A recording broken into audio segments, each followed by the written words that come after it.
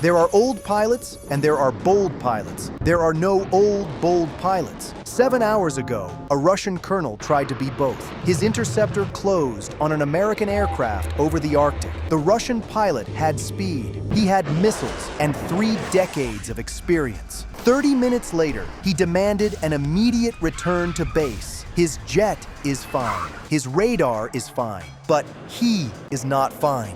The Alaskan Air Defense Identification Zone. It's the invisible fence around American airspace. Cross it without identifying yourself, and someone with weapons shows up to ask questions. For 6 months, Russian jets have been pushing into this zone like they're testing how many times they can ring the doorbell before someone answers with a shotgun. America has been answering. Every time. Standard intercepts. Professional, calm. But today is the shotgun day. Moscow doesn't like this. Moscow wants to prove that Russian jets can handle whatever America sends north. So Moscow sends its best. Colonel Dmitry, we'll call him that because his real name is classified and Russian, is a 30-year veteran of Russia's Interceptor Corps. He has more Arctic flight hours than most pilots have total hours. He flies the MiG-31BM Foxhound. The Foxhound is not a dogfighter. It is a missile truck with an attitude problem. It does Mach 2.83, half a Mach faster than even the F-22. It carries the Alaskan M radar, the most powerful radar ever bolted onto a fighter. It can track 24 targets simultaneously at ranges that make Western aircraft uncomfortable. Its missiles fly at Mach 6 and can ruin someone's afternoon from over 100 miles away. The MiG-31 was built for one job: go extremely fast in a straight line and kill anything that moves. It does that job well. Colonel Dmitry has been personally selected for today's sortie. Moscow wants proof, a report that says Russian interceptors can handle America's 5th-generation fighters. Dmitry believes mighty Russian jets can, and he is the man to prove it. He has the speed. He has the instincts. What he does not have is any understanding of what is waiting for him at the other end of the ADIZ. American intelligence has been tracking these incursions for months. They know which pilots fly which sorties, which call signs to expect, and which patterns repeat. From Alaskan Air Force Base in central Alaska, a single F-35A Lightning II climbs north to meet the contact. It is smaller than the MiG, slower in a straight line, much slower. The F-35 does not have super cruise. It cannot go supersonic without afterburners. In a straight line race, the MiG-31 outruns it by a full Mach number. If Dmitry builds enough separation and sets up a long-range shot, the F-35 physically cannot close the gap. The fastest jet wins a drag race. The F-35 is not the fastest jet. On paper, this is a bad matchup for America. The Russians sent a freight train. America sent a sedan. Paper is about to have a very bad day. Colonel Dmitry, callsign Kebab, pushes north into the ADIZ at Mach 1.8. Why Kebab? Here's a crazy story from this book. I'm not sponsored, I just really liked it and want to support our veterans. Scan the QR code if you're on a TV, or the link is in the description. Not all pilot call signs are earned in a blaze of glory. Yeah, not really. Usually they're just nature's way of saying, dude, you really screwed that up. Let me tell you about Colonel Dmitry, a bright guy who aced all his book tests. But stick him in a cockpit? Different story. He's up with his instructor for basic spin recovery. Should be easy. A bit of a spin, pull out, land and go to a bar. Except this time, pulling out wasn't happening. They tried everything, but that plane just wasn't listening. They hit the minimum altitude, and it was time. Punch out. So bang, out they go. The instructor, an old hand at this, lands fine. The trainee, though, he got knocked clean out during the ejection. He drifts and lands on a massive pine tree. Not ideal. Even less ideal, the rather large, rather pointy branch that had decided to introduce itself intimately to his leg. Clean through. He was lucky. Lucky that decorating the forest was not the last thing he did. After a short hospital visit, he walks back into the squadron, hoping for an amazing call sign like Phoenix. Nope. For the rest of his career, everyone knew him after the intensely personal encounter with a pine tree. Call sign, Kebab. Remember, scan the QR code if you're on a TV, or the link is in the description. Now back to the current story. His Alaskan M radar sweeps the sky ahead. 200 miles of nothing. 100. Then a blip.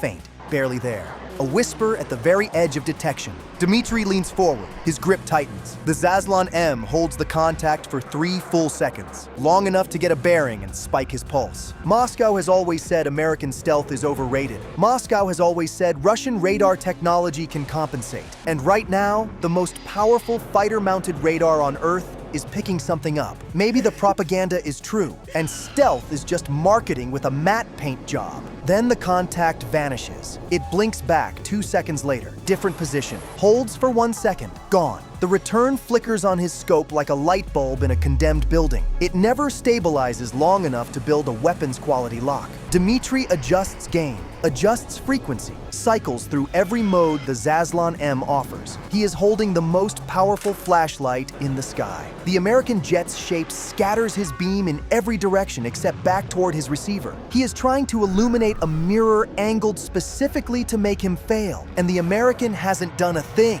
The jet's geometry is doing all the work. Then his radio crackles. Guard frequency. An American voice. Calm. Almost bored. Russian aircraft, you've been cycling modes for 3 minutes. It's not going to lock. Try your speed. That's where the Foxhound earns its paycheck. The American just diagnosed his radar as inadequate and offered a suggestion. Like a driving instructor watching a student stall the car for the 3rd time. On guard frequency, where anyone with a radio can hear it. Dmitry does not respond, but he reaches for the throttle. Not because the American told him to, because it was already his plan. That is what he tells himself. He slams both throttles to the wall. The MiG-31's twin engines hit full afterburner. The acceleration punches him into his seat. Mach 2, Mach 2.5. He is now the fastest manned object in the Northern Hemisphere. The plan is simple. Build distance, create separation. Open enough geometry for the missile to do its work at long range, where its speed advantage turns any contact, even a faint one, into a viable shot. At this velocity, nothing can chase him. The F-35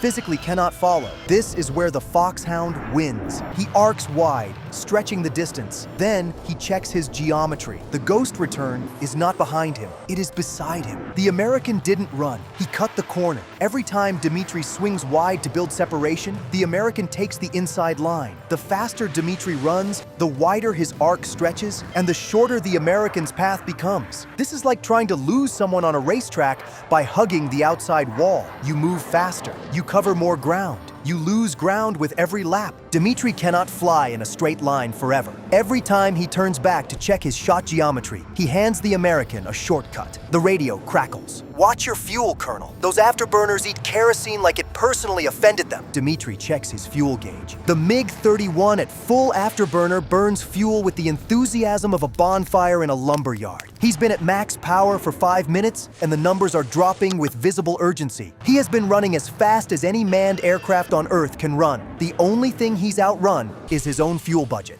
Fine. If the radar cannot find him and speed cannot lose him, Dmitry will use the one thing no American sensor suite can replicate. 30 years of instinct. He pulls the throttle back, drops low, swings wide in a long, patient arc. He kills his own radar, goes fully passive. No emissions, no signal. Just a quiet jet and 3 decades of knowing where an enemy should be without needing a screen to confirm it. He circles behind the American's last known position, deep 6 o'clock, directly behind and slightly below. This is the universal kill angle, the worst blind spot on any fighter ever built. No radar looks backward. Human eyes cannot see through an ejection seat. This is where veteran pilots bury overconfident ones. Dmitry creeps in on pure skill. 3 miles behind, closing 2 miles. He can feel it. This is going to work. The American fighter rolls, not lazily, and not like a pilot who caught something on a peripheral sweep. The American rolls with precision and pulls directly toward Dmitry's approach vector. The nose swings to meet him like a compass needle snapping to north. Before Dmitry even finished his setup, the radio, same voice, still calm. Good approach. Textbook 6 o'clock. There is no blind spot on this aircraft. Dmitry brakes hard right. Here is what Colonel Dmitry does not know. The F-35's newest helmet-mounted display tracks targets through the aircraft itself, through the seat, the floor, and the wings. 360 degrees, all the time. The 6 o'clock blind spot has been sacred for fighter pilots since 1915. The F-35 slaps that sacred approach around. 30 years of instinct, just got outperformed by a helmet. Dmitri's brain races. No wingman called his position. The American was pointing the other direction and still saw him coming. Every tool Colonel Dmitri owns has now been opened, used, and found empty. The radar, the speed, the instincts, none of it worked. Then every instrument in the cockpit changes its mind about the day. Dmitri's radar warning receiver, the small system whose only job is to scream when someone else's radar is targeting you, erupts. Full lock, weapons-grade targeting energy, the kind of signal that arrives roughly 1 second before a missile does, coming from below and behind, the exact angle Dmitri just tried to use on the American. Dmitri's stomach relocates to somewhere near his rudder pedals. The F-35 pilot has switched his radar from passive to active. He has gone from invisible to visible on purpose, just because he wanted Colonel Dmitri to know where he was. The American sits in a textbook kill position this time, while Dmitri was sprinting, turning, sneaking, and pouring every trick in his 30-year playbook onto the table. The American was already planning ahead,